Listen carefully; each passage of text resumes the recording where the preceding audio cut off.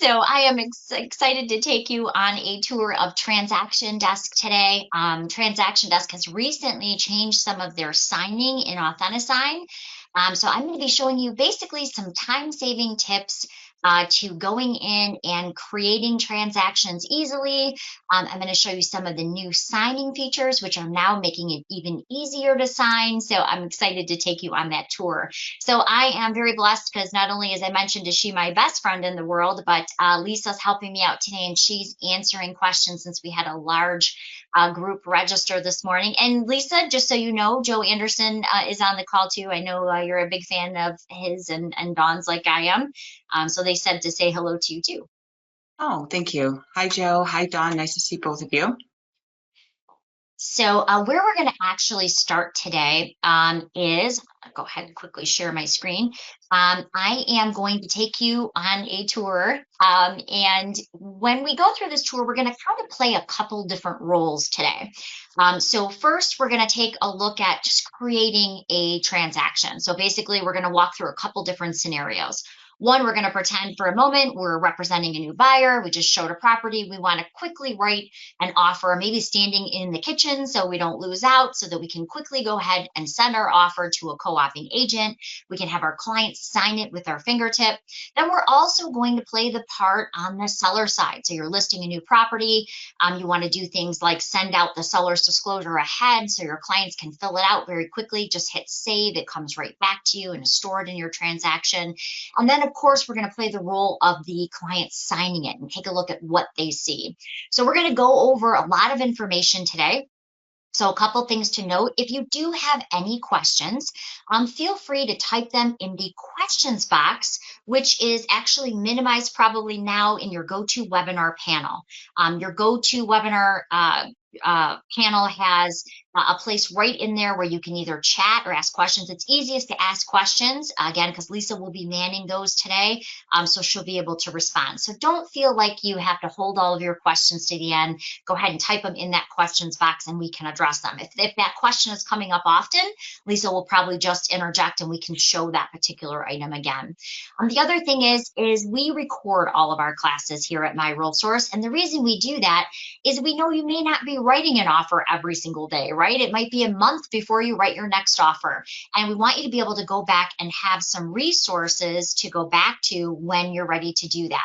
So that's actually where we're going to start today. I'm going to show you where you can find this class after the fact. And basically what we've done is we've created basically an education center, if you will, where you can find all of our classes. As a matter of fact, my good friend Lisa teaches an awesome public records class. And let me share my screen so you can actually see where I'm talking about. Right inside of Paragon, under your resources section, that's where you can go back and you can find this class and this exact class. So when you go to resources, you'll find the education section and you'll see recorded webinars. One thing I wanted to do is I wanted to create a whole library. So if it's 10 o'clock at night and you just got the kids tucked in bed and you need to write an offer, you can go right back to the class that you actually watched and you can fast forward to that particular section that maybe you're having trouble with. So once you go and you click into resources on recorded webinars, it simply takes you to our YouTube channel. In our YouTube channel, the easiest way to find all of the classes is to simply click on videos. And you can see each class title along with the date that the class was held. So again, if you want to see Lisa's awesome public records class, by the way, she has another one coming up in a couple of days, you can just go right to that particular class. You'll see that class and the date it was held, and you can watch that entire video or simply fast forward to that area you might be struggling with. The other thing I want to point out before we go any further is we have a lot of new classes that we've developed. Everything from photography, which is a 3-part class, to the roadmap to success. You can also find those under resources. So if you click on resources and you go over to the education area, you'll find the education corner. The education corner is basically an online digital catalog that we created that will show you all of the upcoming classes that we have. So again, if you want to take Lisa's awesome public records class, you can go right to the tax records and information. Just click on register here and it will register you for the webinar. Then you'll get that confirmation link. And yes, Joe, we'll get that confirmation link working for you too. Today, I'm determined. And so you'll get that confirmation link sent to you just like you did for today's class. You can even add it to your calendar, and that way, when you're ready to take that class, all you have to do is click on the link. So a lot of new classes, as I mentioned, so you can simply flip through, whether it's creating a listing from A to Z, or we have creating listings in tools for tackling low inventory markets, everything to the new Kuba Casa features, which are awesome. If you haven't seen that, that's where you can actually now do an interactive floor plan by simply walking through your listings. So all of our classes are free. Just like with Kuba Casa, that's a free member benefit you get. It measures the rooms, creates the floor plans, and does so much. So certainly take advantage of those classes. All right, so where do we start? The hardest part of learning TransactionDesk in my mind is really just, it depends on where you're starting. And what I mean by that is, are you working with a buyer? Are you showing a property that's probably in the MLS? You've showed it. Now you want to write an offer. How do you do that quickly, simply, without having to keystroke a lot of information in? So we're going to start there today. So we are going to pretend for a moment that our good friend Joe has just showed a buyer a property, and he's ready to go ahead and write an offer on that property. The last thing that Joe and Dawn want to have to do is go back, search a bunch of information, and have to key it all into the forms. It's already in the MLS, right? So here's where we start with our easy button. We simply want to find that particular property, and I'm just going to grab one here. Just for the sake of time, I'll just grab one. And we're going to pretend that, again, we showed this beautiful property, and I want to quickly write an offer right from the MLS. I wanted to pull 90% of what I need into my offer package without me having to do a thing. So let me show you where we're going to start. And let's actually do a nice home. I'm going to go ahead and flip around our asking price here. I'm just going to click on that so that we're seeing some of the nicer homes up top here. So we're going to start off with this. We'll use this Bellwood. This looks like a good one today. So we're going to pretend that Joe and Dawn just showed their buyer this great new house on Bellwood Drive, and they're ready to go ahead and write an offer.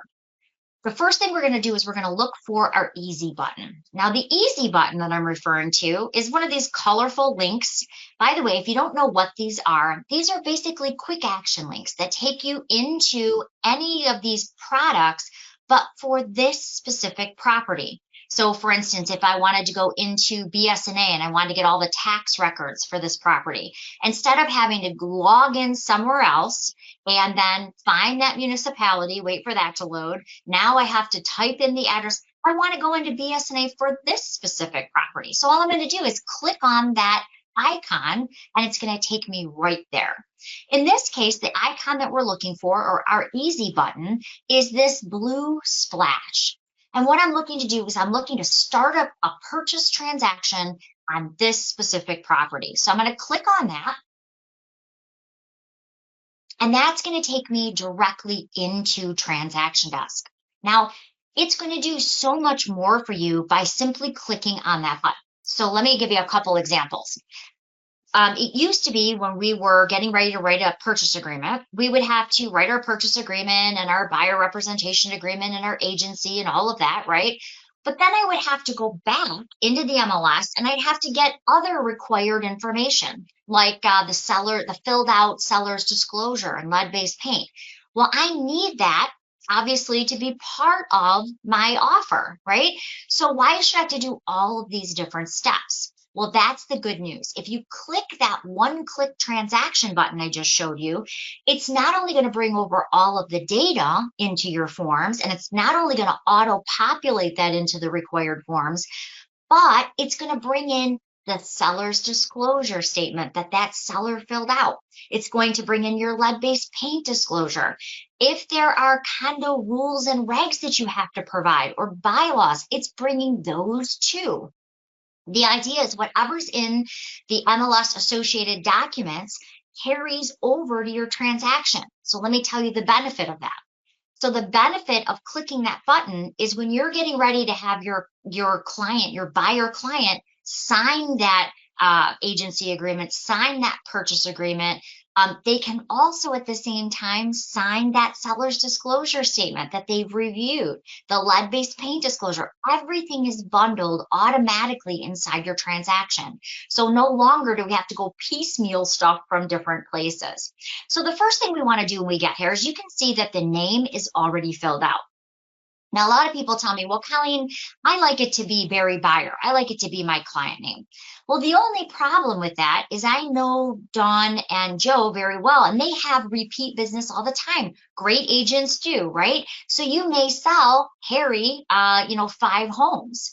Well, the problem is every time you want to find that specific transaction, you got to open 5 different Harry files. That wouldn't be very good, right? So what we want to do is if you want to put the client name in, simply do a dash with the client name, but you want to have that address as that first line so you can quickly find that particular file. Your next tip is if you really want this to be simple, what you want to do is make sure that you have your packages set up. Now, if you're a broker on this call, and I know we have quite a few on this call, you really want to have your sales package, your listing package. You really want to have your lease package. You want to have that all set up for your agents because inside your packages, you can have custom forms. You can have your own brokerage forms. You can even have things like your own home warranty or your own let's say that you have an affiliation agreement just for your company. Not only can those auto-populate, but let's say that you just have some marketing pieces you want to use. You can also add those in. So I'm going to show you how to do that in today's class too. So in this case, my brokerage has already gone ahead and they've set up my buyer packet. So I don't, as the agent, have to guess what forms I'm supposed to use. All of those required forms for my firm just drop right into my transaction. Not only do they drop in, but they're automatically going to start auto-populating because I'm pulling all the information directly from the MLS. The next thing is you'll notice because I've applied my buyer packet, it knows that I'm the selling agent. So how does it know who the listing agent is? Well, remember, we're pulling all that data from the MLS. So it knows the listing agent, the brokerage they're with, their email address, their phone number, their firm number. I no longer have to look any of that up. That's going to auto-populate directly into my purchase agreement.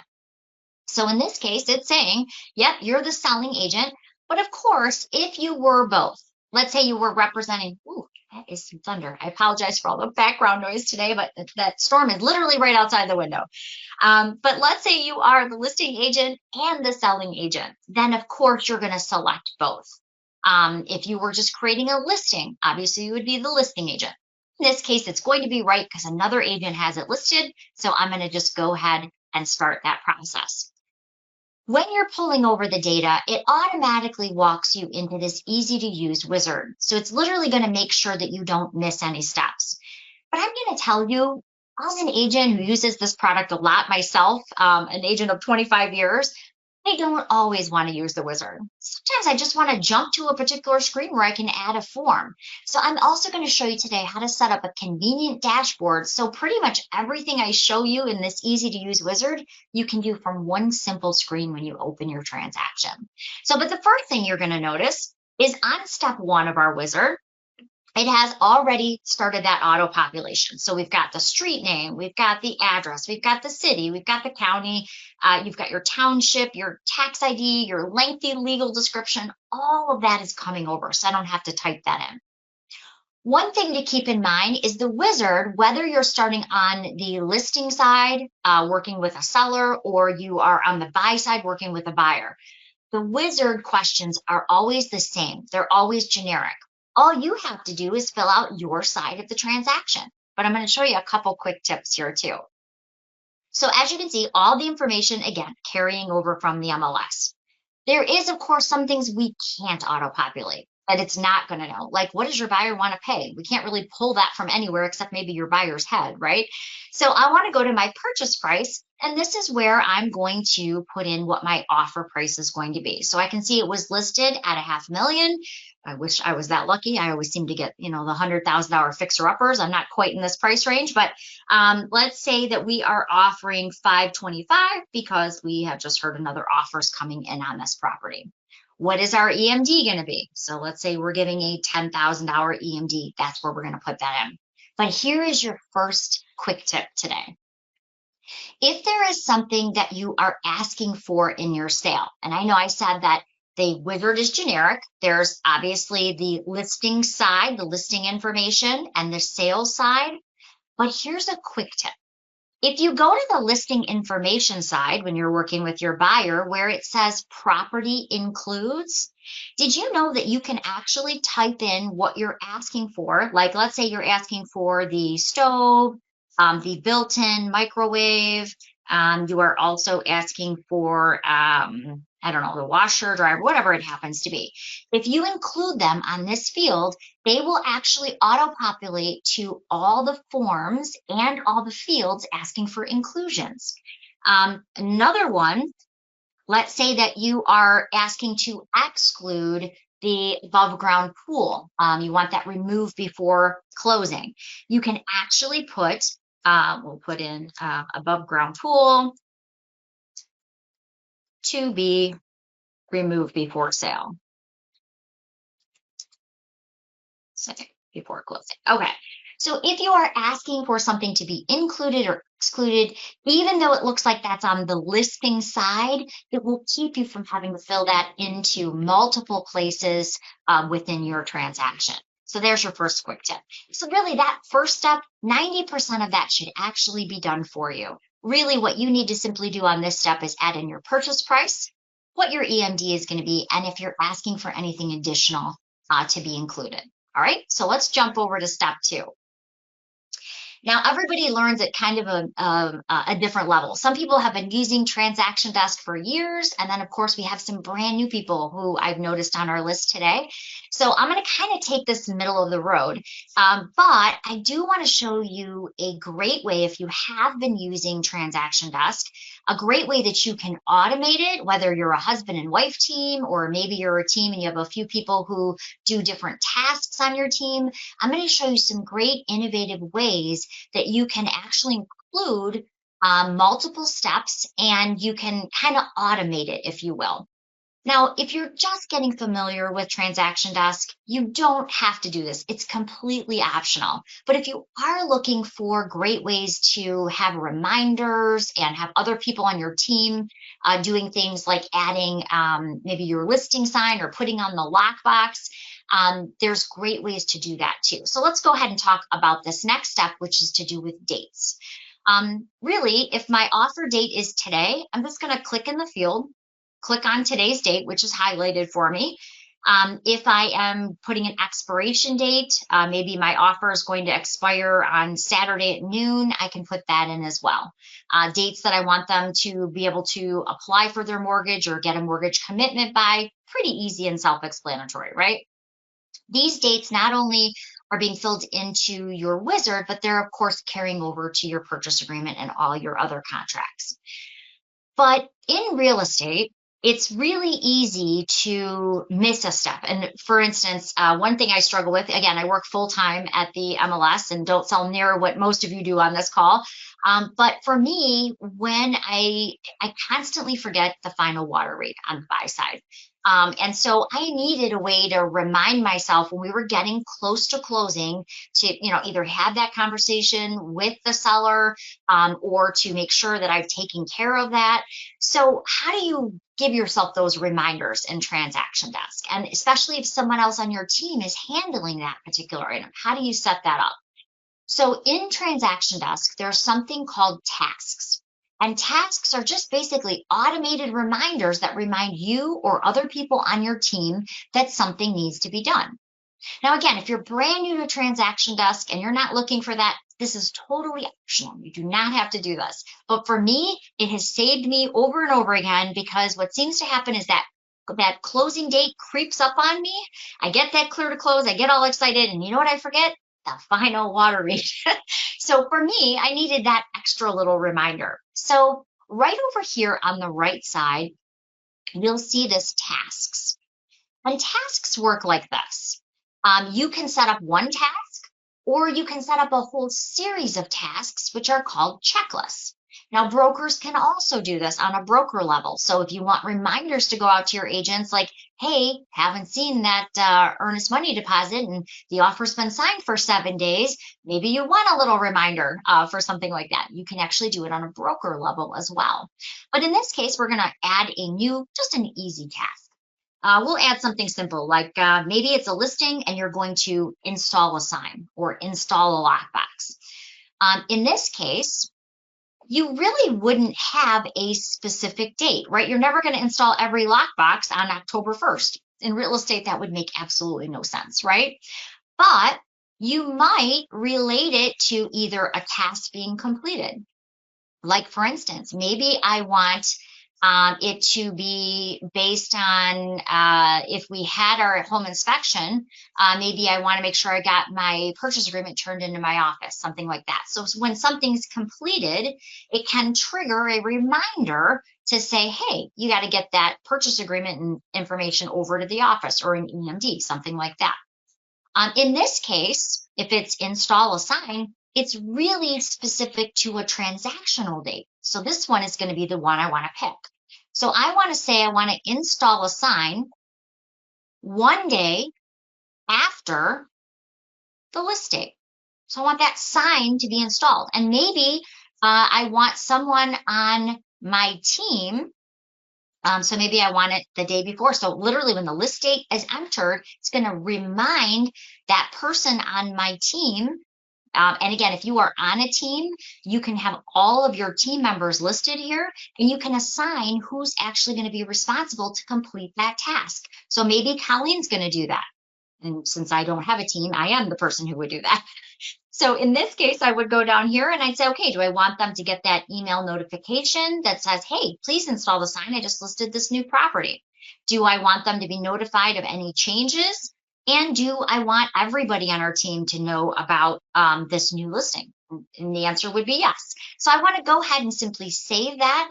And now I've set up this task or this reminder. So again, for me, the final water read would be my reminder. That's where I struggle to remember. But remember, you can also do this on a brokerage level. So if you want reminders to automatically go out to your agents, this is a great way to do that. Now, do you have to? As I mentioned, no, it's completely optional. But if you're like me and you're working full time or you're working, another job, it is really nice to have those little tasks and reminders in place. You can always jump back to your wizard. I'm going to just jump on that little wizard button right here at the top, and it's going to take me right back to our dates field. And literally, I'm just clicking the next buttons across the top to make sure that I'm completing all 5 of my wizard fields. Okay, so we're going to jump to the next one, which is contacts. And this truly is, I think, the step that people miss that causes them to do extra work in both Authentisign, the signing portion, and TransactionDesk. If you don't take the time to put your seller or buyer name in, guess what happens? You then have to go into your contracts when you're sending them out for e-signature, and you got to move all of those stupid little tags onto the documents, and what a pain that is. When I go to sign and I'm in a hurry, the last thing I want to have to do is move tags onto these documents where they need to be signed or initial. I want that to be done. And so how do you automate that? And it's this step right here. It's adding in who your buyer is, who your seller is. And the most important thing is telling the program what role they play. Are they the buyer? Is Barry our buyer or a seller? That if you just will take the time to do that, it will do 90% of the other stuff for you. So let's take a look. So you can see automatically it knows who I am. It knows who the listing agent was. It knows who the brokerage firm was. Now I want to go in, I want to add in our buyer's name. So in this case, I'm just going to create a brand new transaction contact. If you've already worked with that person, again, you've got repeat business or it's an investor that you work with quite often, you could pull them right from your contact list. You could add yourself. You could pull in from your Google contacts. We're kind of going to go just nice and easy today. We're just going to grab a brand new transaction contact. So where I mentioned that it's important that you tell the program who this is where the type comes into play. Because again, if you tell the program this is the seller, it's going to know to move all those seller signing tags into place for you. So you don't have to do that stuff. It's also going to know where to put the seller's name. You don't want the buyer's name appearing above seller, right, on the signature line. So it's going to know to do those steps for you. So I'm going to go ahead and I'm going to say, because we're setting up Barry, our buyer, we're going to select him as the buyer role. So it knows where he's going to be signing. And we're just going to put Barry and then his last name. And then we're going to put in Barry buyer's email address.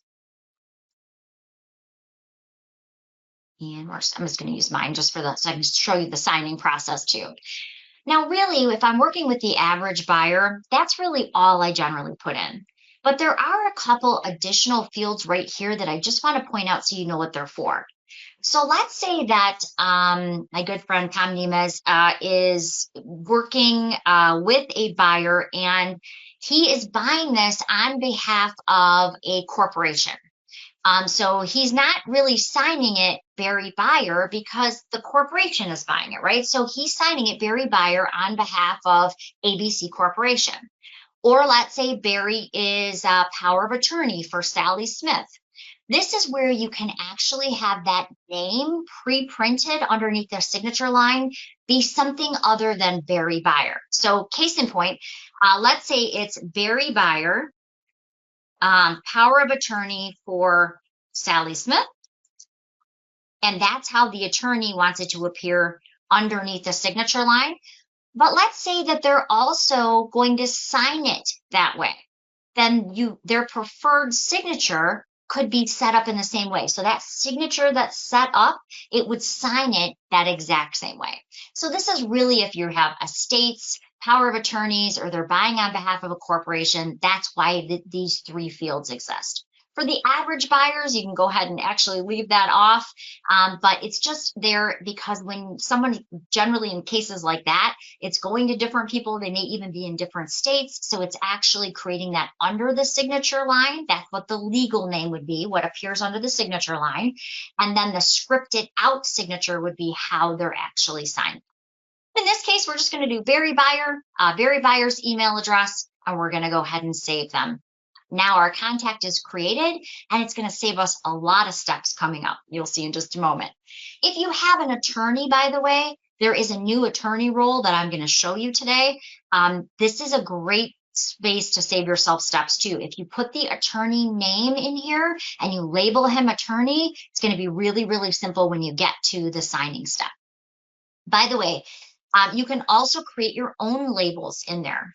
So where I showed you that I picked buyer, you can see I have a referral network in here. You can add things under your preferences. Maybe you work with a particular reload company. You can actually add that right under your preferences too. Okay. All right. So we're already on step 4. Step 4 is the second most important step, I would say. Step 4 is, of course, bringing in all your required forms. Now, the last thing I want to do as an agent is have to go guess what forms, and my company seems to have a lot of forms. I don't want to have to guess what forms are required for my office.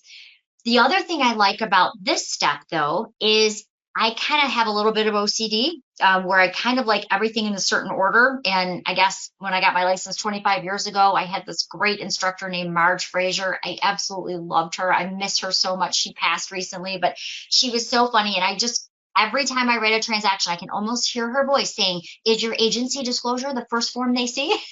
So if you know Marge Frazier, if you've been in real estate any length of time, you'll know exactly what I mean. But for me, I like to have that agency form in first.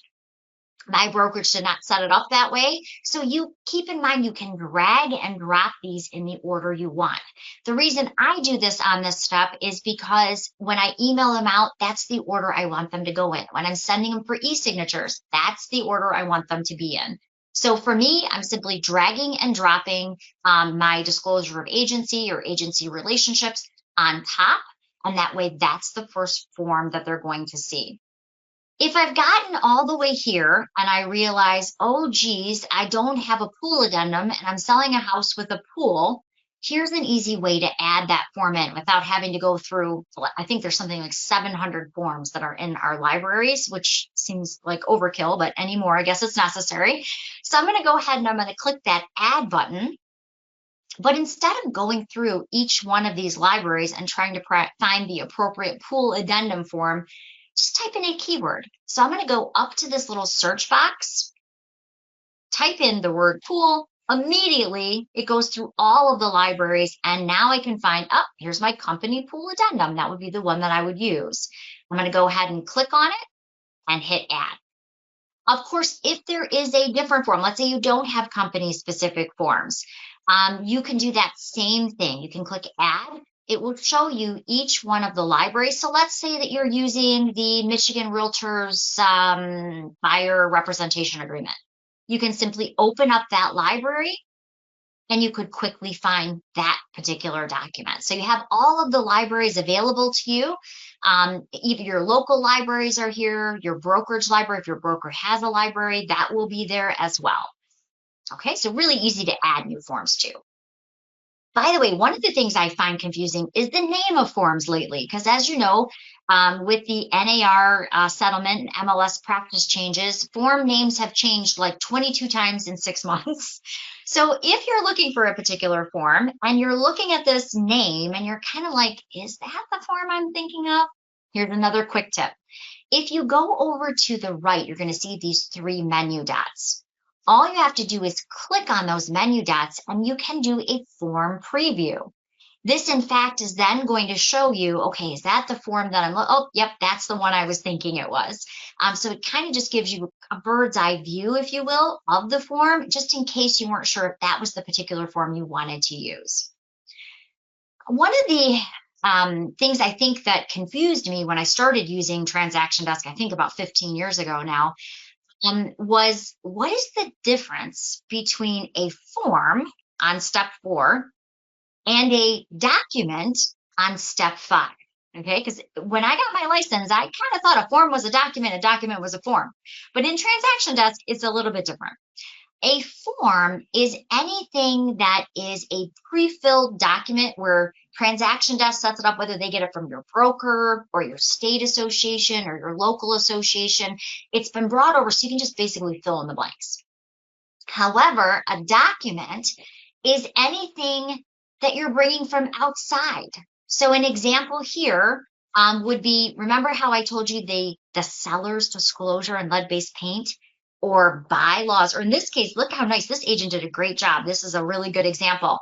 The homeowners association bylaws and the master deed, along with the rules and regs, look, they're right here. So not only am I able to get my buyer to sign their offer to purchase agreement, but their buyer representation agreement, which, by the way, if I showed this house, I would have already have signed, wink, wink, nod, nod. You know what I mean? It's supposed to already be done.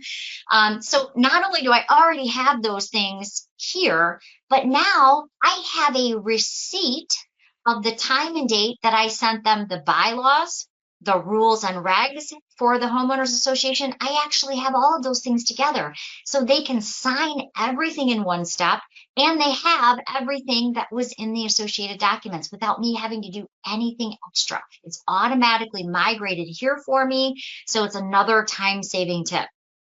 Let's say I want to review those documents. If I want to click on that seller's disclosure, kind of take a look at them as the agent before my client reviews and initials and signs, I can see those. Do you see how nice it is to not have to do that extra step we used to of going to get them and now having our, that we used to have to download them, wait for them to download, then we'd have to upload them. It's like this big pain. It just does it automatically for you now. All right, so that's really the big key takeaway is forms are anything you're going in that are set up for you to just fill in those blanks to make it easy.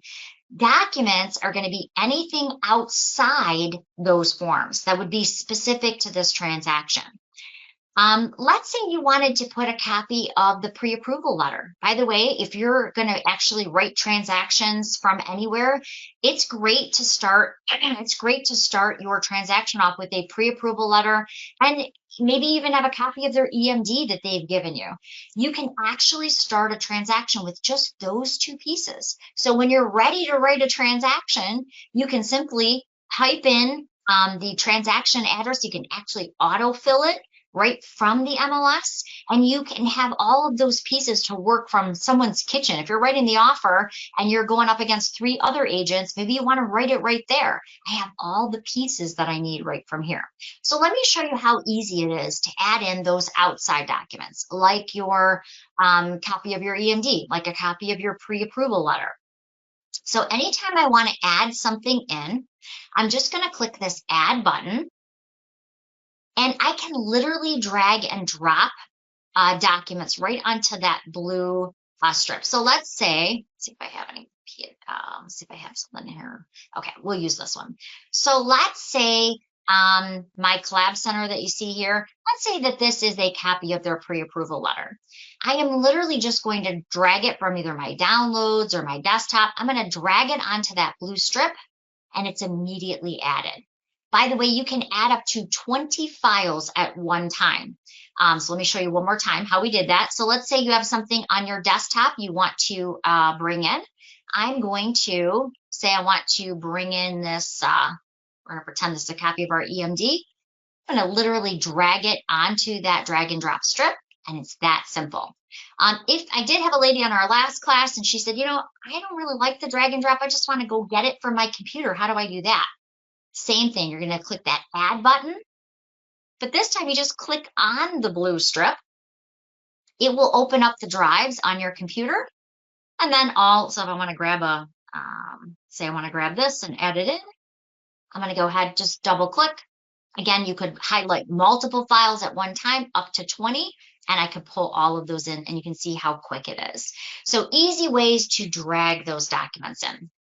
So I love that it walks you through the wizard, but let's talk about some ways that it has to work in real life, right? So let's say Dawn and Joe are sitting at their desk and somebody just dropped off an offer for them. Okay, so they literally have a piece of paper, right? And how do they take that offer and bring it into TransactionDesk and counter that offer so that it looks professional? Because we've all gotten those offers with the scratch offs all over them. You can barely read it, and no one really knows at the end what was that last price we were countering because it's got 8 scratch offs. What if I told you could bring that right into TransactionDesk and you could do a counter that looks a lot more professional? So let me show you that next. So the first thing we would do is we'd go in, we'd scan it. By the way, you can email documents into a transaction. You can fax documents into a transaction. Nobody faxes anymore, so I'm not going to show that. But you can easily pull those documents in. So let me show you a really easy way to counter those documents. I'm just going to use a purchase agreement I have here, just for the sake of time, just to make it a little bit easier. Let me find my big long purchase agreement here. So I'm going to go to the purchase agreement and I'm just going to click on the preview tab. Okay, so we're going to say we brought this purchase agreement in. It was dropped off to or emailed to Joe and Dawn. They could email it in. They could just scan it and pull it in however they want to bring it in. I'm going to blow this up a little bit so you can see it at home because I know sometimes it shrinks it down when we are on GoToWebinar. So hopefully you can see that. Now, what you should be seeing at this point is our offer to purchase that we started. Do you see how much is already being filled out? So of course it's bringing over the address. It's bringing over the lengthy legal description, the tax ID. Remember how I said anything included would also be carried over? So the stove, the microwave, the washer, the dryer, anything I was asking for is now also here. That's the benefit of just typing it in that, what am I asking for in my sale? But on our forms, and every brokerage is different, on our forms, we have 4 different forms that it requires that on. So now it's not only filling it out here, but it's also filling it out on those other areas in those other forms too. So I don't have to repetitively keep going in and doing that. But let's take a look at our price. So let's say I sent this to Joe and Dawn and they are like, you know what? Yeah, we're not going to go under 550. Well, I need to make some changes.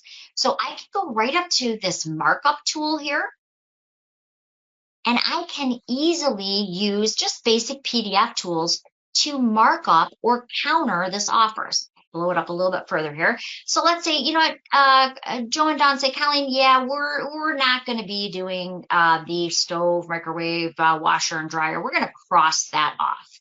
So I can use this cross off tool, and I literally just click on it and I can draw a line right through that item. Now, I got myself in some trouble last week, so I'm just going to do a little caveat, a little CYA clause right here. If you are coming in from one of our 10 vendored MLSs, whether you're with the Upper Peninsula Association, or you're with the Saginaw Board of Realtors, or the Midland Board of Realtors, wherever you're coming from, if you are with a vendored MLS, meaning you are not a My Realsource member, but a member of one of those 10 MLSs, please check with your board on what the policy is, because recently it was brought to my attention that there is 2 boards that we vendor that do not allow any type of marking up of documents.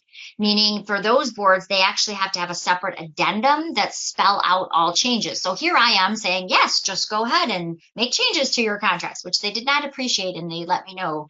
So please check with your board. If your board policy is that you have to have a different addendum to spell out changes, then please follow that. For where I am, my broker requires we can do changes on the purchase agreement or the listing contracts. They just have to be initialed by all parties. But please check with your board or your brokerage on what your policy is, so I don't get myself in trouble. All right, so let's say we've made these strike throughs on this, and in where I am, we would have all the parties' initials, so I could simply drag those additional initial tags onto the contracts. However, as you can see, we have a price here of $525 that we need to change. So here's what I would recommend. If you did a ugly cross out here, it really doesn't change anything, right? So what I want to do is I'm going to delete that, but I want to do the new counter offer price that I'm going to put in here. So let's say I'm going to send this back to Joe and Dawn, and I want it to be the new price, but I don't want a bunch of scratch offs and things like that. What I'm going to do is I'm going to go up to this text box. And personally, I kind of like to do this where there isn't a lot of writing on a form, so I can see what I'm putting in my box. So I've clicked on the text box, and I'm just left clicking to create that box. Okay, so Joe and Dawn let me know in any uncertain terms that they are not taking a penny less than, we'll say, $530 for this particular property. Now, my OCD, when I do this, like, goes right off the charts, right? It's like, I can't read what was under it. It looks terrible. Nobody's going to know what that is anyway. It looks awful. So I certainly want to adjust this. So I'm going to drag it back off for a moment, and I'm going to right click in that box. So I can clearly see that font is way too big. And if you're like me, I would lay awake at night going, I hate the way that looks. So I'm going to change the font to a normal size, which I'm going to guess here would be about 11. It might even be 10. Let's change it down one more. Okay. I can also see that that is probably probably bold, because you can see it's a little darker. So I'm going to go ahead and make that bold. That looks a little closer, I think, to the numbers. But let's face it, if I were to really set that into place like this, I'm just going to kind of size up my box a little bit. Oh, still can't read it, right? Not helpful. So one last tip. You're going to want to right click into that box and change it from transparent to a solid white background. Now watch. I'm taking that box, and in real life, I would probably make this box even a little bit more perfect, but for the sake of time, I'll let my OCD go for just a moment. But you can see how now laying that counter offer into place, it looks a lot more professional. Now, in real life, to be totally honest, I would probably make that box a lot smaller. Let me drag it off. But you get the idea. I'd be here all day if I were really doing this. But you get the idea that you can actually adjust not only the size of the font, but box. You can actually adjust how large the numbers are. But by making that box larger and smaller, I can set that into place. so that it looks a lot more professional than a bunch of scratch offs. So keep in mind there's some great highlighting tools as well. If you just want to highlight something small on the contract, you can just use the highlighter tool. If you're looking to highlight a whole paragraph of how you got them a 2-year home warranty and you want that to stand out, you can highlight a whole paragraph if you wanted to. Don't panic when you start to play around with these tools. Anytime you make a mistake and you want to remove something, just right click on it. It will give you that delete option and you can pull it right back off. So no matter, you can't screw it up, I guess is basically what I'm saying. All you have to do is right click and you can easily remove it. So if you want to draw attention to, you got them a 2-year home warranty, or hey, I reminded you 8 times that you need to leave the drapes, but I keep hearing you talk about how nice they're going to look in your next house. Might want to highlight that. This is a great way to do it. Plus, then you have that proof too, right in TransactionDesk, that you did highlight that item before it went out to that particular buyer or seller. So just a couple little tips. All right. So once I am done with any changes or any counters that I want to make, I now can go ahead and save that. I always like to do things as a save as. So I always like to keep an archive of the original offer. And then I like to do a save as so I can see where we started. And it gives you a document versioning number. So I can see, okay, we started off here. Now this was version 1. We upped our price by 5,000. Oh, but then we took off the appliances so we can see each version of that document. So I'm going to save this. I also like to name it specific things so I can see counteroffer 1. Or a lot of times if I have a deal, unfortunately, that maybe we have a bad home inspection and it dies, I like to have, especially if it's your listing. So kind of think of it this way. So you have a listing, you got 5 offers that came in. I like to actually put those 5 offers in TransactionDesk. I just put them in an offer package. And then if one dies, I label it deal died and the date. So I know, okay, this was the first offer that we had, didn't work out. This was the second offer that we had, and we chose offer 3. So you can even organize it. And I'll show you what I mean in just a couple of moments. All right, so what I would do is I would name this counter offer for Joe and Dawn and the date. And then I never like to do a save because, again, I like to be able to go back to the original. So I'm going to do a save as. Now, basically, I've now created a copy of that document so I can see where we started and what that counter offer was. There's another great tool in here, and I just want to show you that pretty quickly, called the Document Slicer. If you've not downloaded the TransactionDesk app, by the way, it's one word when you go look for it in the App Store or in the Google Play Store, definitely do that because the other day I happened to be at my son's Little League practice, and I have to tell you how nice. Would I do an entire listing on there? No, I probably would not. I know you can, and people have told me they've done it, but that on this tiny screen with my eyes does not seem like I would want to do that. However, if you're at your son's Little League game and you need to quickly send an addendum and just cross something off and put a new price on, do you know how nice that is? And it's very, very easy. All of the stuff I'm showing you can do here, you can do in the app as well. And it is really easy to not only mark things up, but if you just need a quick signature, it is such a blessing to have that. However, I do want to show you one of the tools that is in the app that I love, and it has to do with document slicing. So let me kind of give you an example. And I hope you don't mind my examples, but for my brain, I need examples of why I would ever use this or what it would be used for. So let's say I'm sending all of the documents to Barry Buyer. He's signing his buyer representation agreement, his offer to purchase. He's signing the lead-based paint and seller's disclosure from that property. Now I have everything all bundled together, but part of that was my buyer representation agreement. And that had how much he was willing to spend, had his phone number, his address, and it had confidential information that only I should have, right?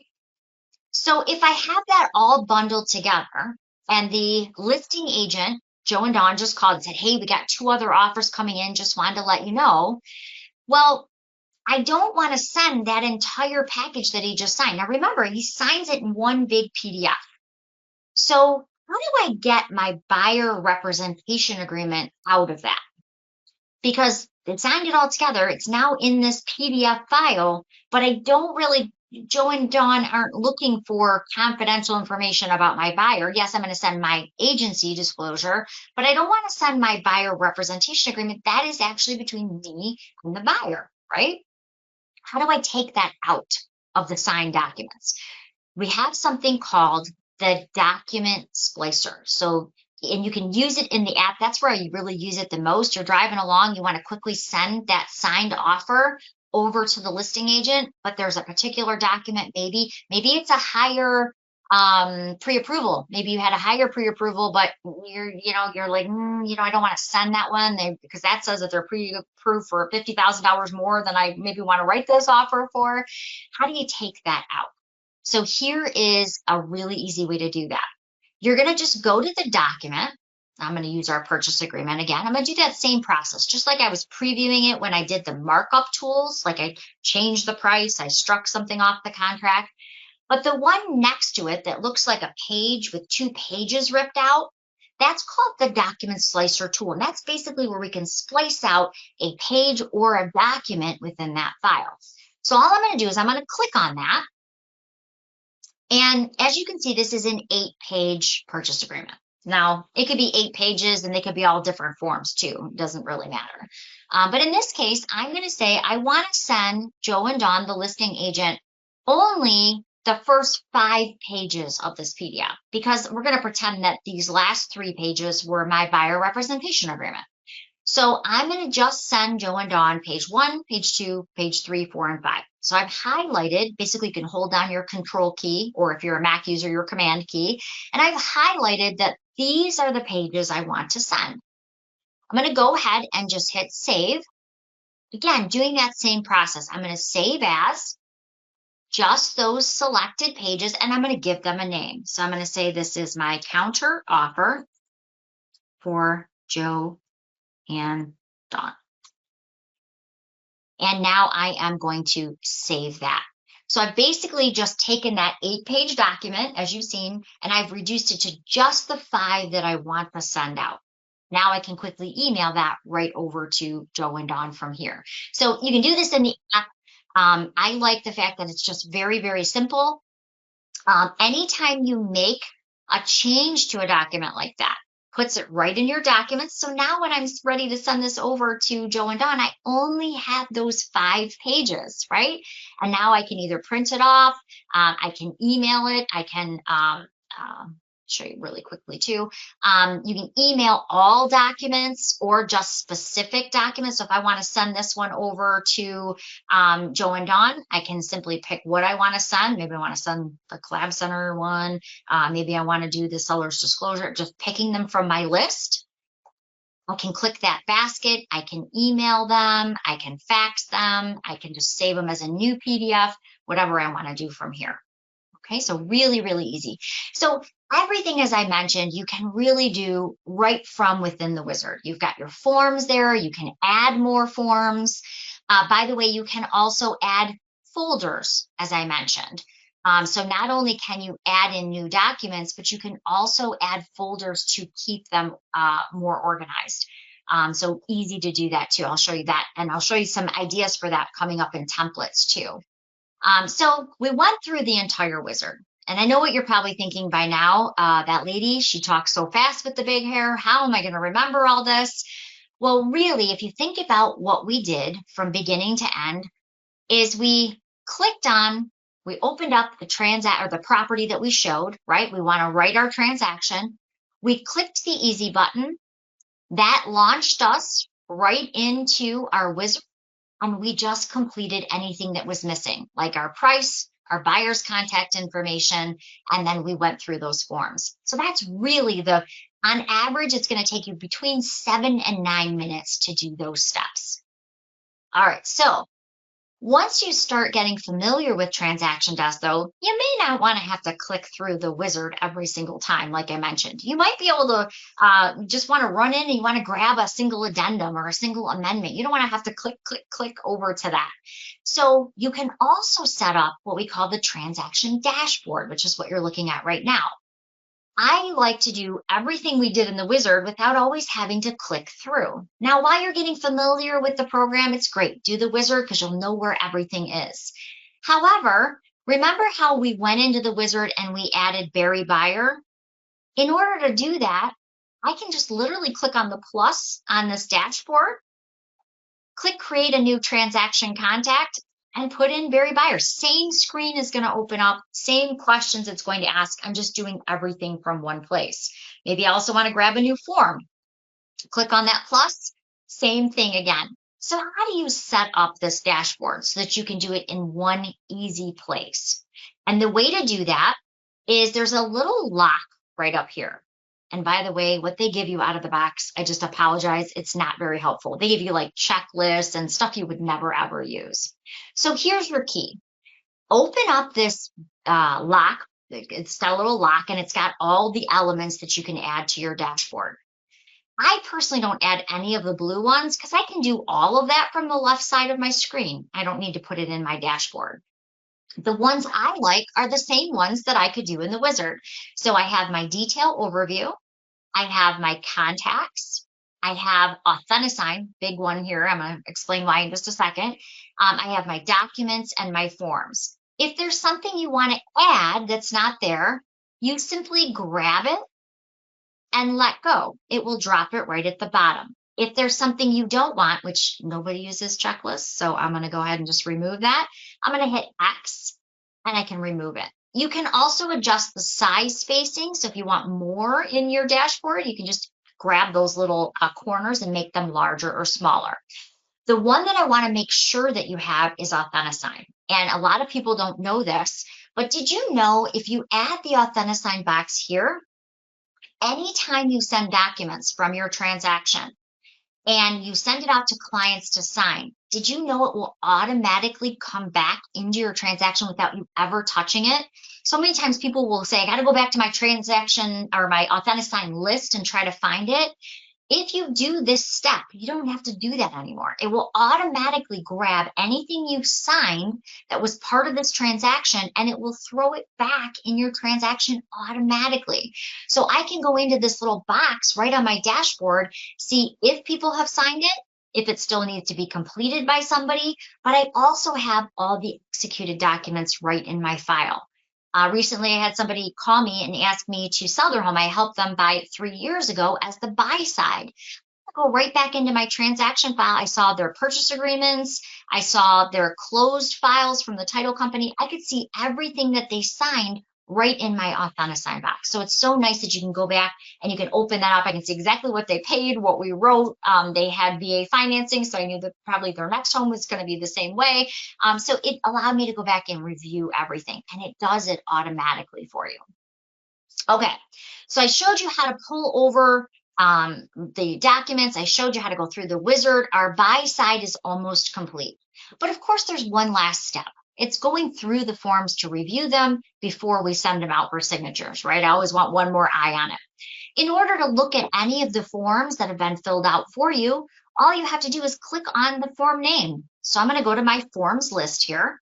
I'm going to click on purchase agreement. And just like that, I can see all the auto population that's there. If I miss something, like it's not smart enough to fill out these little check boxes, I am asking for the dishwasher, the washer and dryer, so I can go back and review those things. If there's anything additional I need to add, I can go ahead and add it at this time. Once you're in here though, one of the questions I often get is, well, where's the other forms? I just want to check all the forms at one time.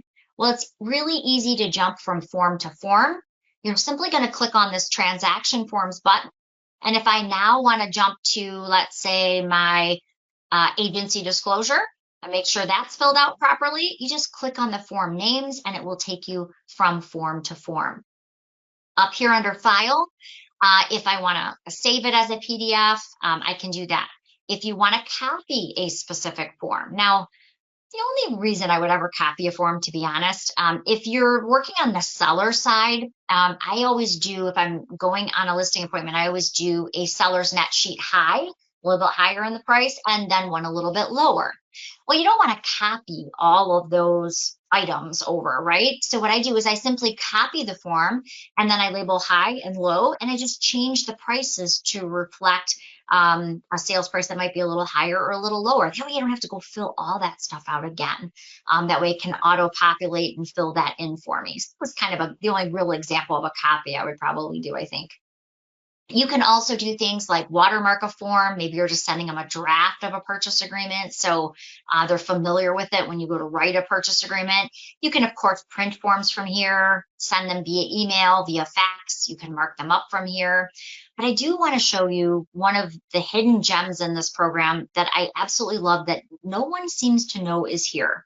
And especially with all of the changes based around commission and concessions and how are you asking for it. And there's a lot of confusion these days, as you know. So let me give you a couple good examples. And these are great examples for brokers who are on our call as well. If you are a broker and you are trying to streamline the way some of this language gets written about maybe the buyer is asking the seller to pay a certain amount of commission or a certain amount of concessions, or maybe it's something simple like buyer has 7-10 days to complete their home inspection and all results must be in writing. If you are depending on new agents to come up with this legal language, sometimes that gets a little scary, especially right now where it seems like every other day, we're trying to write it in a different way. What I would recommend is creating what we call clauses. You can create clauses for an entire brokerage, or if you're just an agent and sometimes I will get it perfect and I will look at it and I'm like, that sounds really good. And the next time I write the purchase agreement, I'm struggling for how did I write that? And I got to go back to the other transaction and copy and paste it. That's way too much work. So what you can do is you can add what we call clauses. If you don't see any clauses, and by the way, if you don't see this clause button up here at the top, that means you've never created a clause or there's not one for your brokerage. But I'm going to show you how to do that, so don't worry. This clause button at the top allows you again to create office-wide clauses, or you can create personal clauses.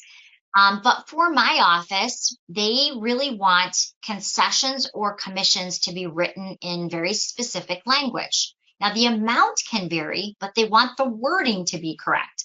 My broker commonly says, hey, agents are not attorneys. Just use the legal language the attorney already set up.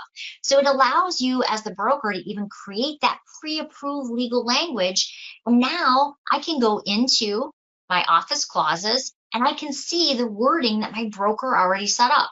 So for instance, if there's an appraisal guarantee, if there is seller to contribute, let's say option 2 is that he's going to contribute this much toward commission, or I want them to do their due diligence, whatever it happens to be. I can select a clause or even multiple clauses, and I can quickly insert the language that my broker has already set up. I don't have to come up with the language from scratch. Now, you can see my broker has put 2 X's here, so I can add in the amount. So I can say, okay, my broker says to say it this way, but maybe I'm asking for 3%, or I'm asking for 2% or 1%, whatever it is.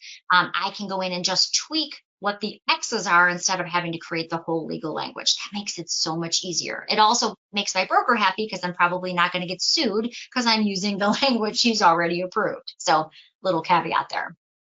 All right, so congratulations. I now can send these over for signature to my buyer. We're going to walk through that process in a moment. So congratulations, you went through the entire purchase side of the transaction. I know it looked like a lot, but that's because I showed you all the bells and whistles. On average, that's going to take you between 7 and 9 minutes, depending on how complicated your offer is. On the list side, it's equally easy, but the confusing thing when I started in TransactionDesk was where you start. Because remember, on the purchase side, where are you starting? You're starting in the MLS. You're starting at the property you just showed. But on the seller side, you don't want to trust that that agent put in all the information correct. I mean, we hope they did, right? But I'm never going to base my new listing off of this. I'm always going to base it off the tax records.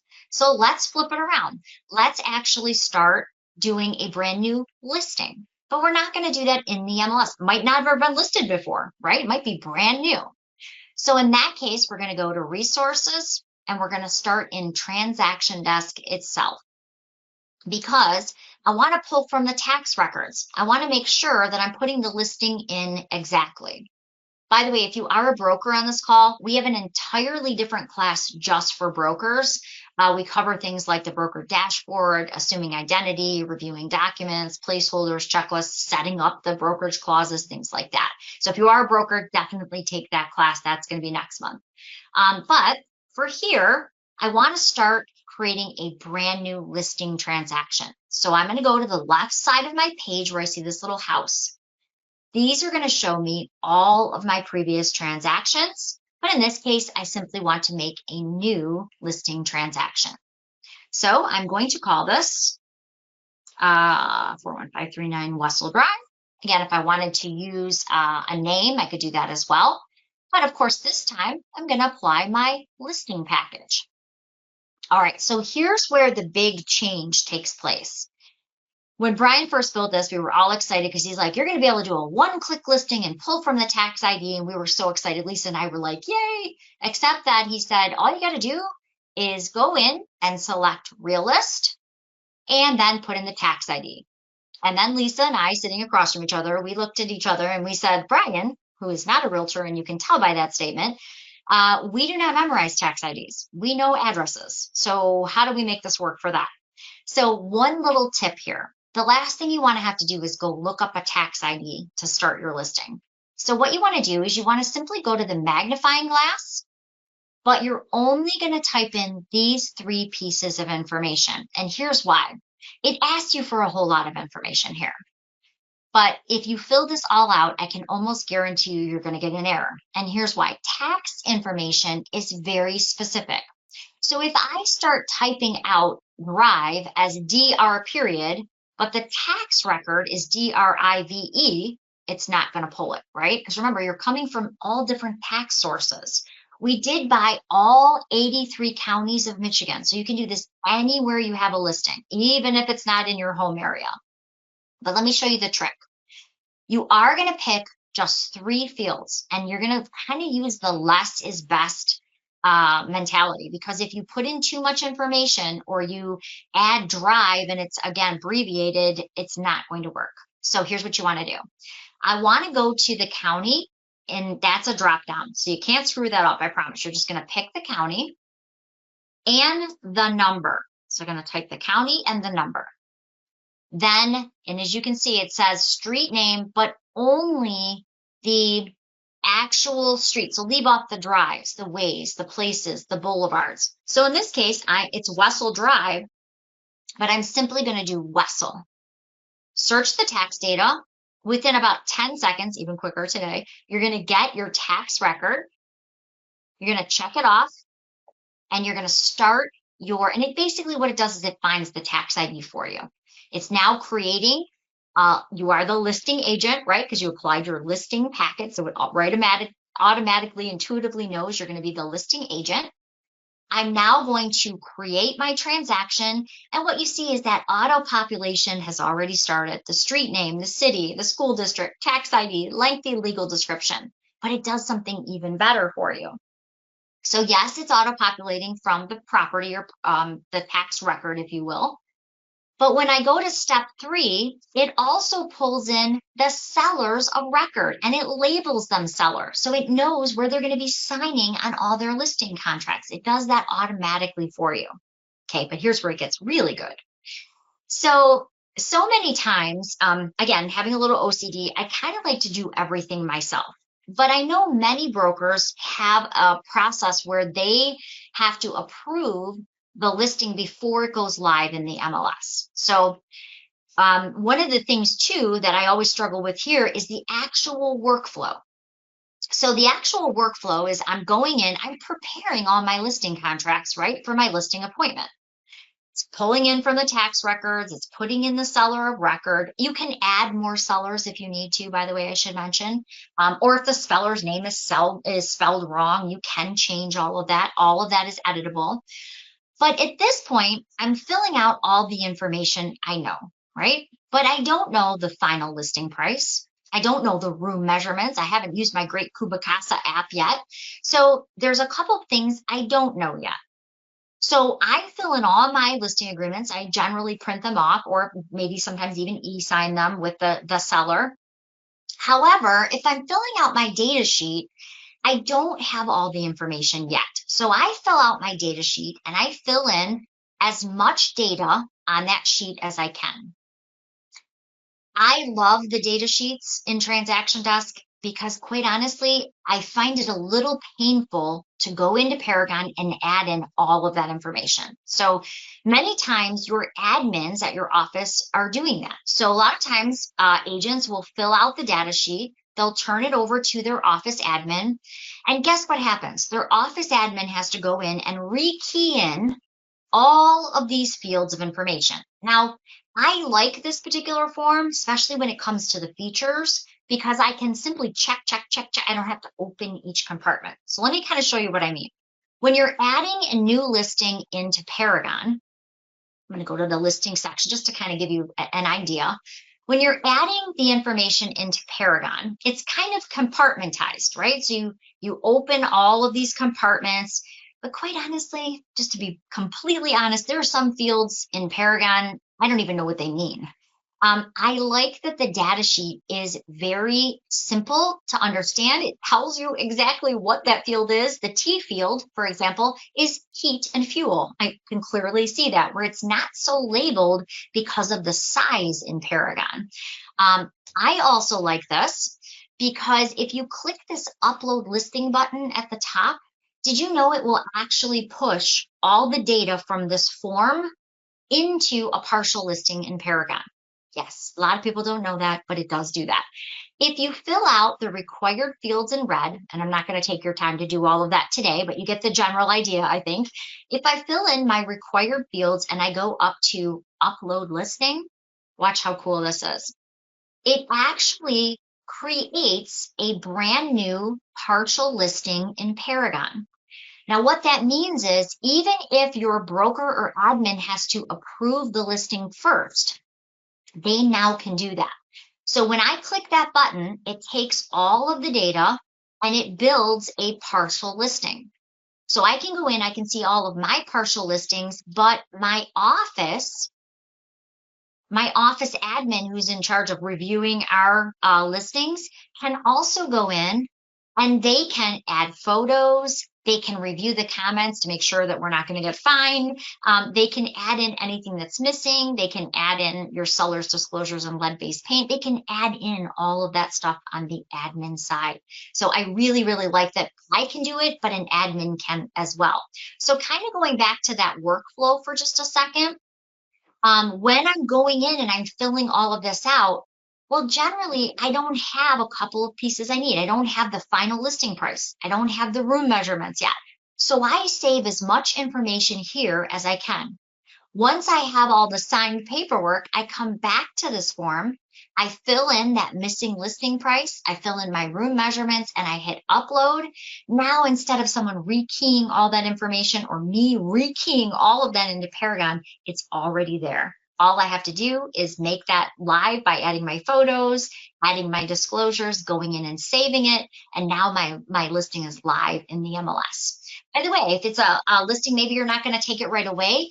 It will save it in there for up to 6 months. So we can go back and I can, when I'm ready to list it, I can open it up and make that listing live. One last point of difference on the listing side, and I'm going to show you this more as we get into the signing. You can also send your seller's disclosures and lead-based paint documents over to your seller to now. Generally, I only do this with my seller's disclosure.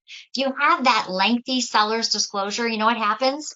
You go through all the paperwork, right? You put that form in front of them. You know what I mean? You're shaking your head. They don't see the NA column, right? So they have like 8 or 9 scratch offs now. You come back and they're like, didn't we have a home warranty or didn't we have a warranty on the roof? And you wanted to be out there an hour ago and they're 2 columns in, right? And you're like, oh, geez, this is taking forever. You can actually send that ahead via email and they can simply and easily fill it out from their email.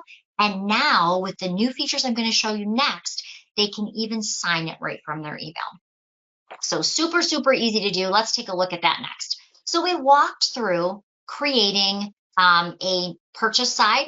We walked through going in, creating a brand new listing side right from the tax records. We pushed all the data into the MLS. But what about the signing side?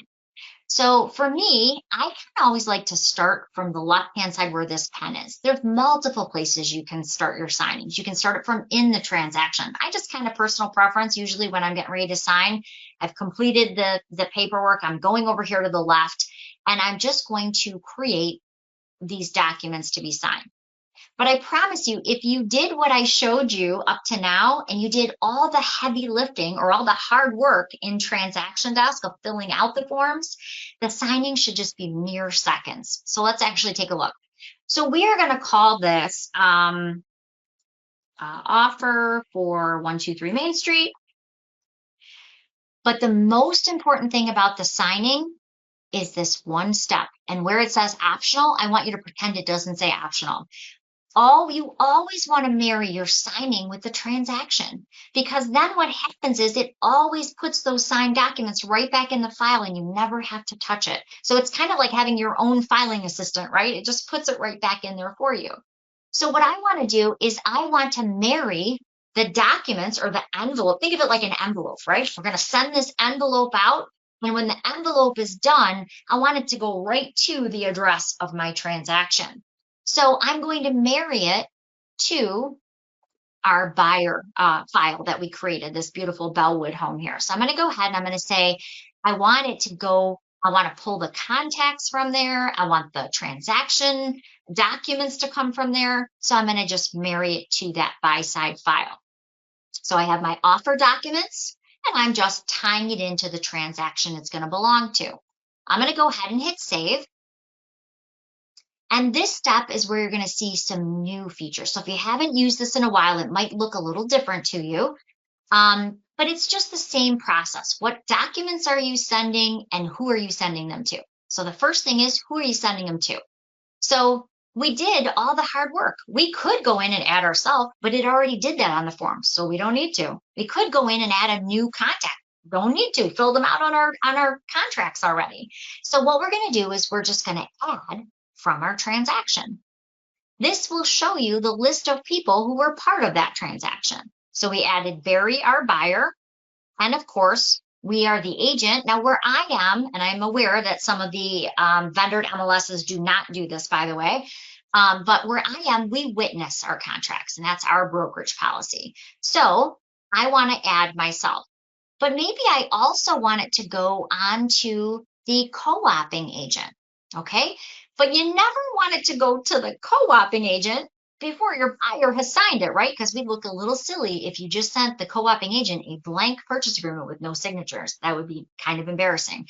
So I want to add all three of these people, but I want to put them in a specific order.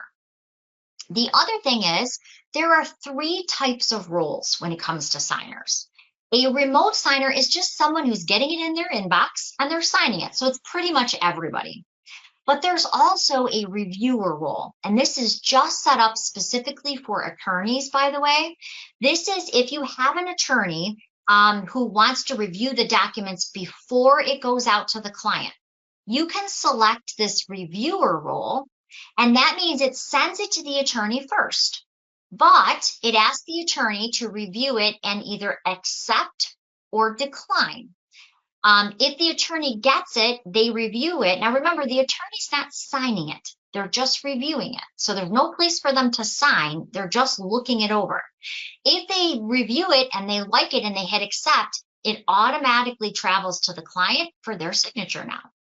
If they hit reject, a box pops up and asks why. But it stops the workflow. It doesn't allow it now to go on to the client. What it does do is it actually sends it back to the listing agent or the agent who created the signing, and it gives the reason. So let's say the name was spelled wrong and the attorney caught it.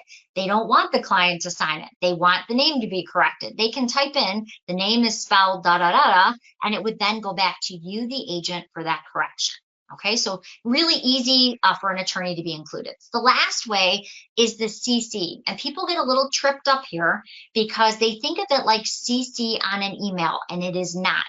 CC role is if you are sending this, let's say, to a title company or you're sending it to a lender, you really only want it to go to that party if everybody signed it and you have a deal, right? So you can CC that title company with specific instructions. If everybody signs it that you've set up, it automatically delivers it to that person at the end with the signed copies, and you can even have personal instructions like maybe it's a divorce and you want to say, I inform them to bring their divorce decree, or maybe you're asking for separate closing rooms if it's a really ugly divorce. You can actually include those instructions right for that CC role. Okay, so different ways to sign it. In this case, we're going to make it nice and simple. We are going to, we'll simply make the agent a CC at the end, so they just get a copy after we sign it. But I want to put them in the appropriate order. So I want to set the signing order. Had just a lovely lady in one of my classes, and I was actually driving home. It was an in-person class, and she called me and she was crying. She was brand new in real estate. She loved the class, started using it. And she had sent this to her buyers 7 times, and she called each time. Did you get it? Did you get it? I don't know why this isn't. So she called me, happened to be driving home, literally pulled over because she was so upset so I could go in and see what was happening. She had in fact sent it to her buyer 7 times, but you know what she forgot to do? She forgot to set the signing order. So it actually sent it to her 7 times. And because she never signed it, it couldn't go on to her poor buyer. So we just arranged the order, went out immediately, and now her buyers could sign it. So when I say when you're setting the signing order, you're just literally selecting who you want to get it first. And it's a drag and drop. So as you can see, I've made that co-oping agent. They're going to get it at the end, as it says right here. I've made my buyer the first person to get it. Now I get that second chance to review it before I witness it, and then it will automatically go on to the co-oping agent. So yeah, it's pretty simple. The next thing is, what do you want to send? Well, remember, we did all that hard work in TransactionDesk. So I'm going to say I want to send my agency. I already have my buyer representation agreement signed, right? Because we already showed them a house, so I know that's signed. Hint, hint. They like when I say that a lot. Makes my boss very happy. Okay, so we're going to go ahead. We're going to add a couple of these things in here. Our purchase agreement. Remember, we also have our seller's disclosure, right? And our lead-based paint that was filled out. So even though I'm sending these, you can see all the documents are beautifully bundled together. Maybe I also want to send those homeowner association bylaws, as well as that master deed, because now we only have 7 days generally to get those over and acknowledge that they received it. Now I have proof that I've actually already delivered those. You can, of course, add more files. If you got all the way here, that same drag and drop. If you got all the way here and you want to add the home warranty or something like that, you can drag that on here. The last one I'll go over quickly, my files. Let's pretend for a moment Joe and Dawn were working with their buyer. They found him a great home. They go through the home inspection process, and unfortunately the beam in the foundation is cracked, and they have to let's say that they decide not to go forward with that sale. They have to pull out of that sale. Joe and Dawn, great agents. They go out the next day. They find him an even better house. They got him an even better deal. But remember, in that old house, when they wrote their transactions, let's say the old house was 123 Main Street, they had all the good stuff, right? They had the pre-approval. They had the copy of the EMD. They had their buyer representation agreement. They don't want to just rename that transaction, right? What a mess that would be. We got all the forms filled out, but you want that for keepsake. You want to keep that because you're going to want to go back if there's ever a legal discrepancy, or you want to have that paper trail, if you will, of that file.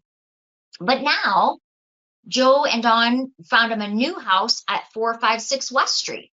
But I want to basically copy the EMD. I want to copy the buyer representation agreement. I want to copy the pre-approval letter into my new file. So I still have it here, but I've made a copy into this file as well. So that's what this My Files is.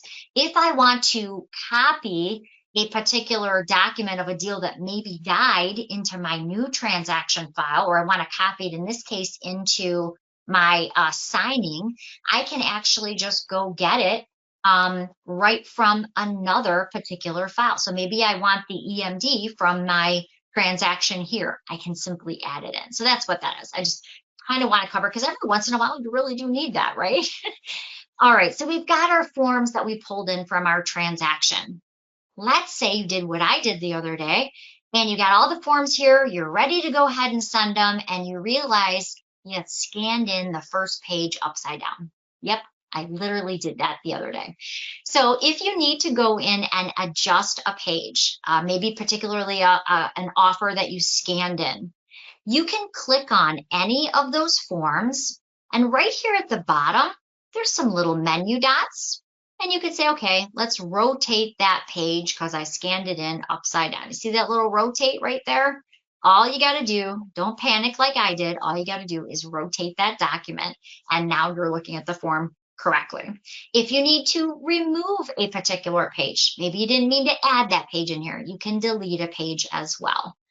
Or another famous move that I recently did, got everything all loaded, made all the changes. There were some big changes in what we were asking for and blah, blah, blah. Got all the way to this step and realized, great job, Colleen. You changed everything else, but you left the wrong price. Yep, I truly did that the other day.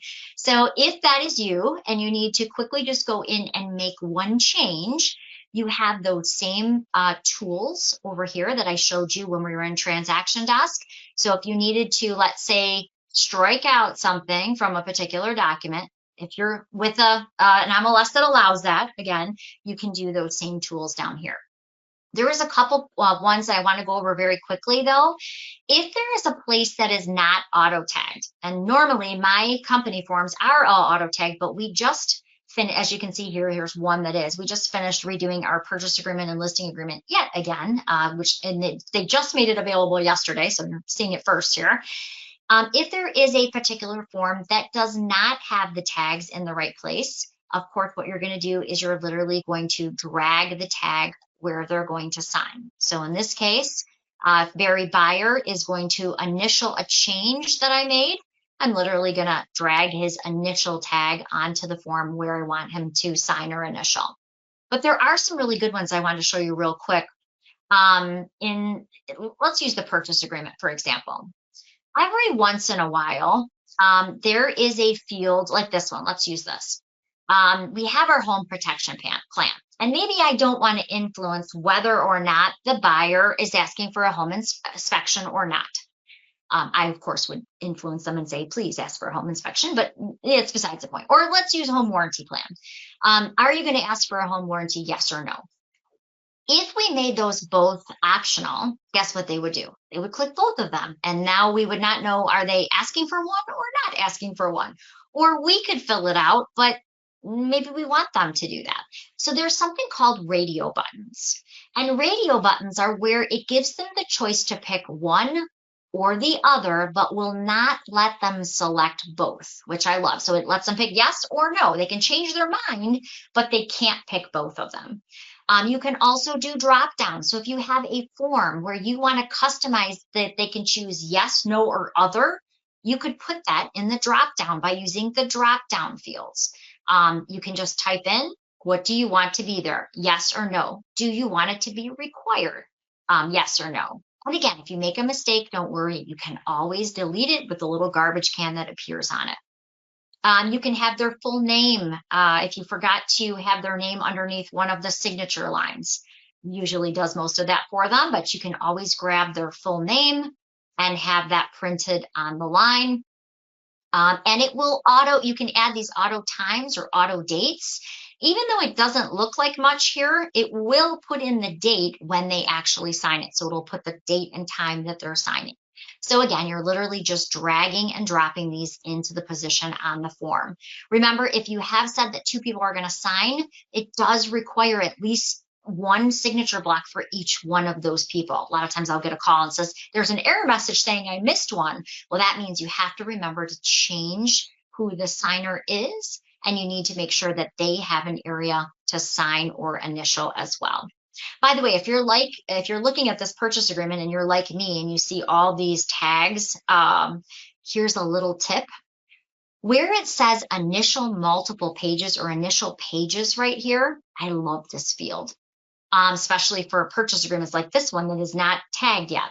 You can literally go in and say the purchaser, so Barry, our buyer, is going to initial at the bottom, and we can see he's going to be initialing at the bottom right, and you can even adjust the size of the tags.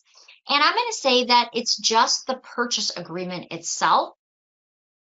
So I'm going to say, move my little box out of the way here, that he's going to be initialing all pages. Now ours, they only initial page 1 through 7. And then on page 8, they actually sign. So you can even choose the pages that you want his initials to be applied to. Now watch how cool this is. So instead of me going line by line and putting Barry Byers' initials, especially if you have a husband and wife, you can check both of their names. Now I can literally, now my OCD, I usually do move it on the line because that would make me crazy. But again, it's a lot easier to move than to drag 20 different signature tags over onto the document. So just some little helpful tips there. Lastly, I'm going to go ahead and hit next. I've got my document all set up where everyone's going to sign. So lastly, by the way, if you want to put a personal note for each message, each person, you could do that. You could leave a little personal message as well as for my title company. And then all I have to do is it will ask you, do you want to send a reminder? My good friend Lisa, who's managing the questions, she does a reminder every day. Like, you know what, if it's sitting in their inbox, I put a lot of work into this and somebody's signing something. So you can even adjust how often you want those reminders to go out. And then lastly, I'm going to hit send. And now those documents are going to that buyer. It will show you that it has been sent.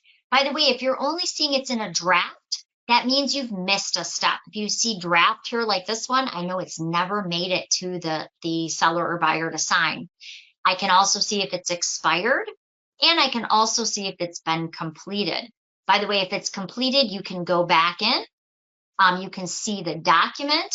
And by the way, if you have multiple forms, you have the option of seeing it as one PDF, or it will still break down each form individually. So maybe you just want to grab an addendum and send that specifically over to a lender. It does give you the option to see them all, or you can break them down into individuals and break each document out separately, which I love because sometimes you just want one of the documents. But you can do all of that right through your history. All right, I do see the questions flying around. Lisa, is there any questions that you might want to throw in here before I just do the quick wrap up, which will take about 30 seconds? Actually, the only thing, if you could please show them, a couple of the agents asked about the app. Can you show them where they can find their activation code? Yes, great. Actually, we were kind of going over there anyway, so that is awesome. On the left-hand side of your screen, because I quickly wanted to show you templates and clauses where you could create those. I mentioned I would do that, and I'll show you that as well.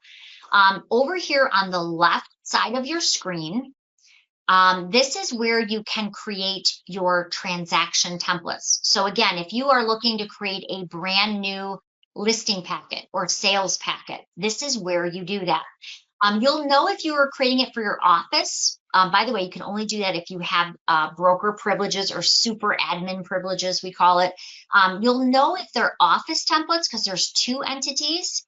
If you created them just for yourself, you will only see one, like Colleen's listing packet just for me versus my office listing and sales packet. If you're a broker, by the way, a little tip, if you want yours to always be at the top of the list, so they pick the broker packages, put a little dot in front of them. That always helps move those to the very top so they see yours first. So if there's an office listing packet versus theirs, you want the office one to be the one that they see first. Very easy to create these packets. You just hit add, give your packet a name, like listing packet or a listing checklist, whatever you want to call it, and then what you want it to be applied to. So let's say residential listings. You can even put notes in there.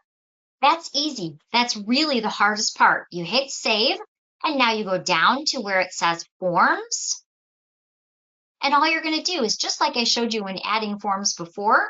Let's say you are going to create a listing package and you're going to use the Michigan Realtor forms.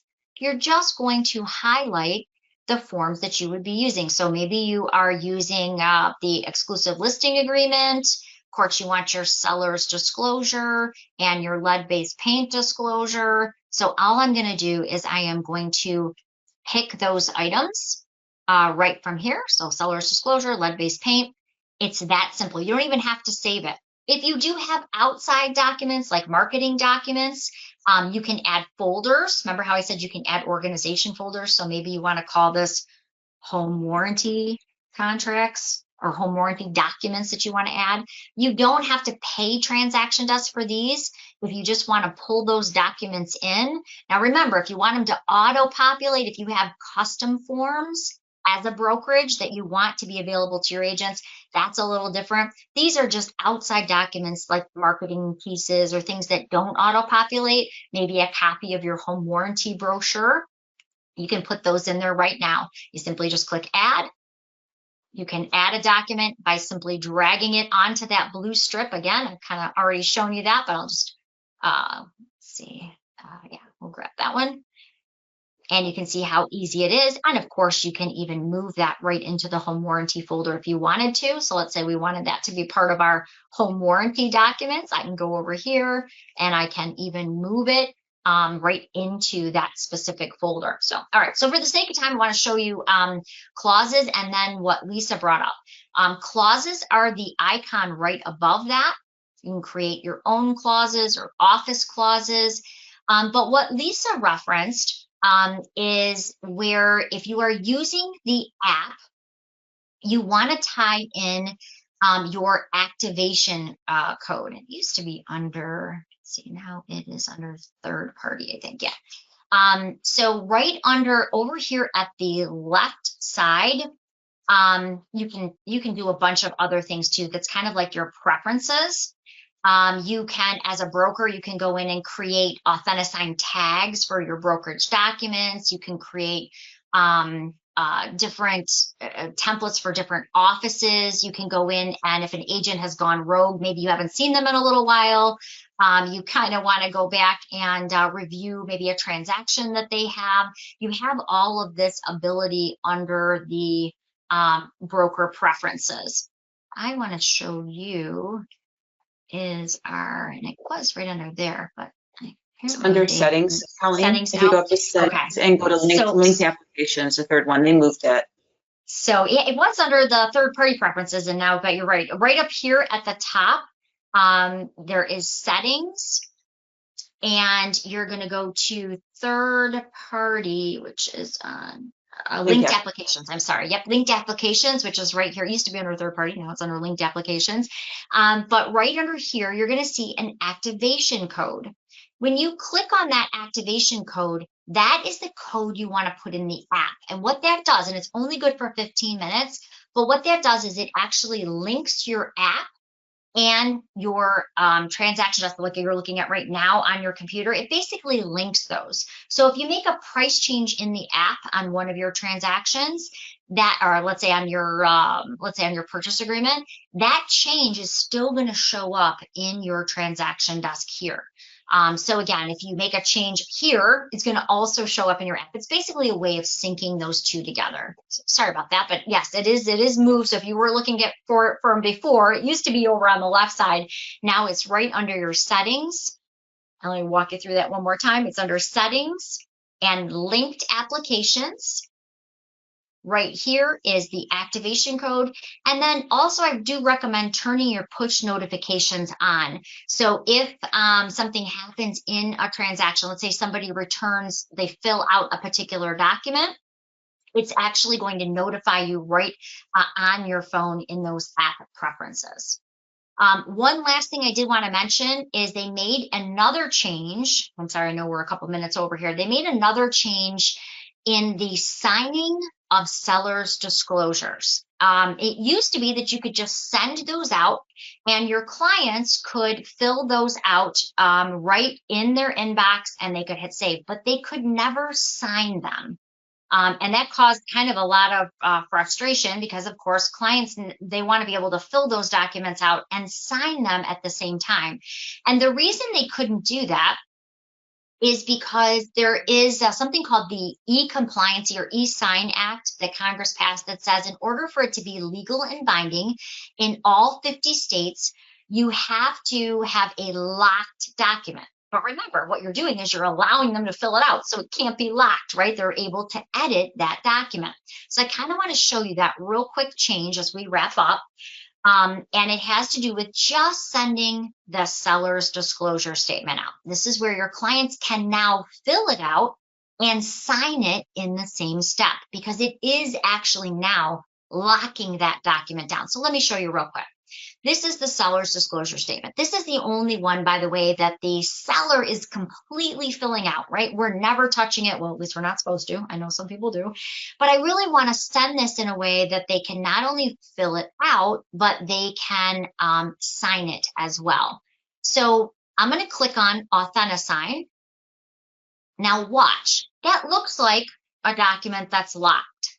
But when we add that there is a seller who is going to be signing it, it is going to open up the document and allow it to be signed in the same step. So I'm going to go ahead and I'm going to add a participant. And I'm going to say we're going to add, let's see, we're going to add Anthony, our seller. Now, I'm going to quickly give him a quick email address just so you can see. So we're going to say he is the person that's going to be filling this out. And because I have elected he is a seller, did you see what just happened? As soon as I said that Anthony was a seller, it knows to open up that form. So not only can he initial and sign in all the appropriate places, as you can see here, but he can also go in and fill out those radio buttons. So by the way, they're radio buttons, so they don't pick yes and no and unknown and not applicable. It only allows them to pick one per item. All they have to do is literally go in, click to select the dot, and they can click into the fields. And these are open fields, so they can go ahead and type into those fields, and they can properly fill the form out. And the nice thing is now they can sign it, as you can see, in that same step. So this used to be done in TransactionDesk. This is the big new signing feature that I mentioned. Now this is strictly done in Authentisign itself. Once you add the seller's disclosure and you add the name and make sure it says seller, that's the important piece, it will open up this document, and now your seller can not only fill it out, but they can sign it, and it immediately goes back to you. And remember, it's also going to place a copy of that in the file. All right, I know I went a little over. I do appreciate your patience. Thanks for working with me through the storm too. Hopefully it wasn't too loud. Lisa, any other questions? Anything I missed? No, just with the seller's disclosure, it's only the one that's under Michigan Realtors, correct? Because some, like our offices, have their own. It will not open up this way, correct? Actually, your broker can allow it. So it is on a brokerage level. So your brokerage can allow that form to open up. What they've done is they've done it with the local associations and the state association. So they've automatically done the local and state. However, a broker has the ability to go in and do this as well, but it does have to be set up on the brokerage level. So an agent, if you're with a brokerage and your agent hasn't allowed it, you won't see it. That is correct. However, a broker can go in and click allow, and it will do that for them. So yeah, it's kind of up to the broker. It's an extra step for the broker. However, if the broker needs help doing that, we show that in the broker class too. If a broker needs help doing that, we can absolutely help them. Okay. All right. Well, again, we recorded this class. You know where to find it under resources in education. I would like to thank you all for your time. Sorry, we ran a little over. The new stuff was hard to get in there in the same amount of time, but hopefully you picked up a couple helpful hints. And Lisa, it was nice at least getting to chat with you for a little bit. And thank you again for answering all the questions today. And thanks for having me on. Thanks, everyone. Have a good day. Have a great day, everybody. Happy selling.